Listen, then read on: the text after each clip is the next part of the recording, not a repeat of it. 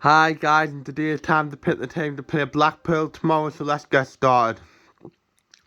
In goal, Anthony Patterson. The race, mate, he obviously did make whether your class is a mistake or not against Wigan, you don't know why he parried it straight to Will Kane to score the goal. But other than that, he had now to do whatever he did do. Mike came out and claimed a few balls and stuff, but. He's never made a mistake for us. If he's going to make a mistake, he's picked the best possible time to do it. So yeah.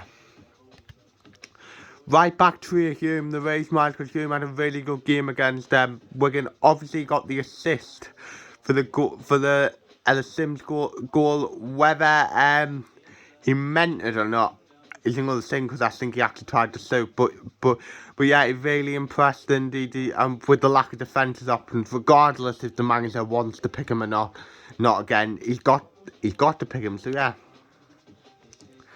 Then first centre back Dan Ballard, the race man, because he had another really good game on Thursday. Like just defended really well and stuff like that, and he's really impressing his first few games back. So yeah. Left centre back Bailey Wright, the race man, because he had a decent game on Thursday, and to be fair, it was nice to see Bailey Wright back. Because to be fair, he was in the team before the World Cup break, and he can probably find himself a little bit unlucky to lose his place, as he was okay, but he's got like a bit of a chance to stick a claim for a place for when the likes of Bath and Cirque and Alacia of all back. So yeah. Left back, I will play local 9. The red man, because I will play full back against Blackpool. I believe it's mainly get Pat Robertson, and I do think that local 9 is good enough to play at left back. He's solid, he's dependable, he's a battler. Whatever, he's been brilliant this season. Whatever you can think that local 9 is, and I think he's good enough to play that. So yeah. First centre mid, I'll go for everyone. Make sure again the race man, because I did like the look of him against Wigan. He was like neat and tidy on the ball, and at the end of the day, regardless of what I think of his time age so far, you don't play for PSG if you haven't got anything about it, if you get with me. He's had an injury hit time. Hopefully now this is the start of his time here, and he can do well for the second half of the season. So yeah.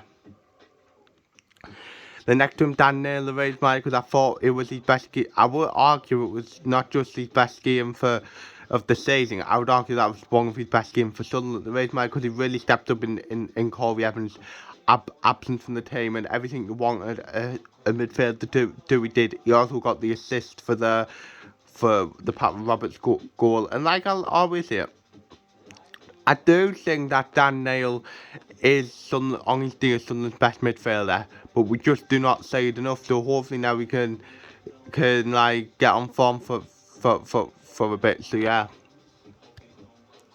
Right when Pat Roberts the race because he really changed the game when he came on Thursday. He won the penalty. What it was a stonewall penalty. If you actually look at it, if he scored the goal, he was a bit lucky with the goal, and the third one, obviously was involved in the build up play to Pat Roberts.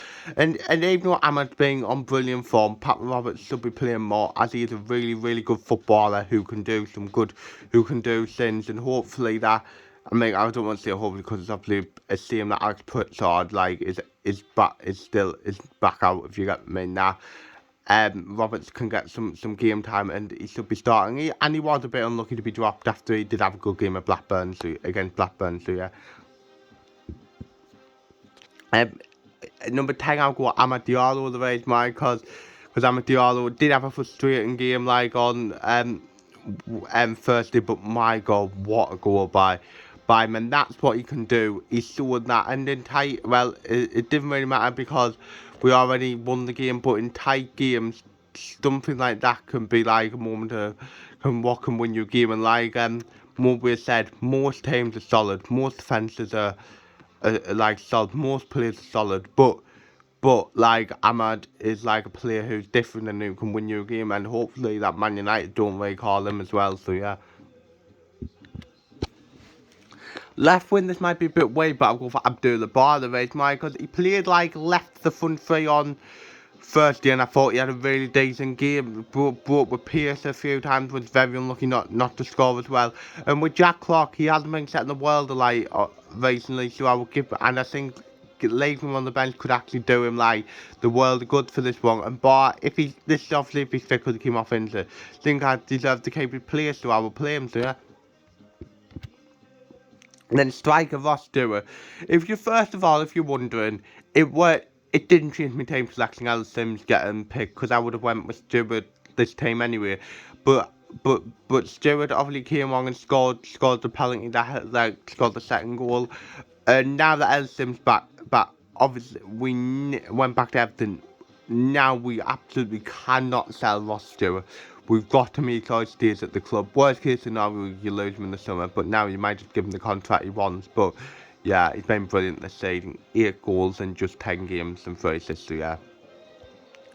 On the bench, Alex Bass, Zach Johnson, Corey Evans, Drew Matete, Jack Clark, Jason Bennett, and Leon Diaku. Yes, so that's my score prediction. Even with the all Ellis Sims drama and stuff like that, I do believe that we'll have enough to get past Blackpool. I think it'll be a tight game, but I'm going for Blackpool 1, Sunderland 2. I'm going to be a little bit different with the goal scores. I'm going to see Dan Neil score, and I'm going to see Dan Ballard score against his former club. So yeah, that's the end of the video. Hopefully you've enjoyed it. Like, subscribe, view, comment, and say yeah.